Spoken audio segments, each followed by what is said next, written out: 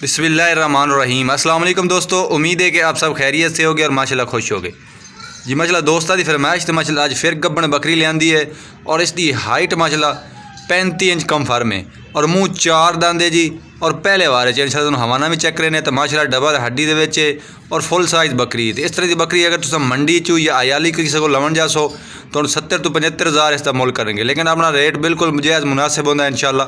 तो रेट भी तुहानूं जरूर दस्सिया है तो वीडियो ना रहा है।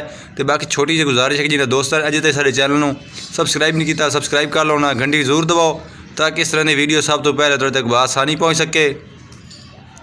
तो माशाल्लाह बरीक पशम दे विच और माशाल्लाह मदरसा नस्ल की माशाल्लाह बकरी है और फुल साइज़ बकरी है। तो माशाल्लाह तुहानूं हवाना भी चेक करेने हैं, माशाल्लाह नकौड़ा भी बेहतरीन और खूबसूरत नकौड़ा है और माशाल्लाह तुसीं हवाना भी चेक कर सकते हैं कि 3 तो 3.5 महीने की गारंटी शुदा गब्बन है और पहले वारे च माशाल्लाह। और हवाना माशाल्लाह बेहतरीन हवाना बना रही है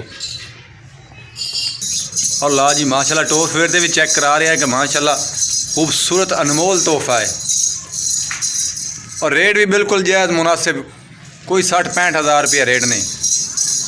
स्क्रीन पर नंबर आ रही है, बिल्कुल थोड़ी सोच तो भी घट रेट उसी इंशाल्लाह जो भाई कॉल कर सी।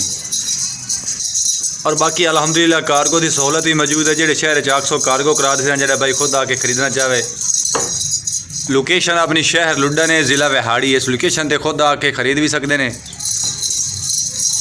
और माशाल्लाह A+ क्वालिटी की माशाल्लाह बकरी है, लख वाली चीज़ इंशाल्लाह तुहानूं हज़ारां च मिल सी।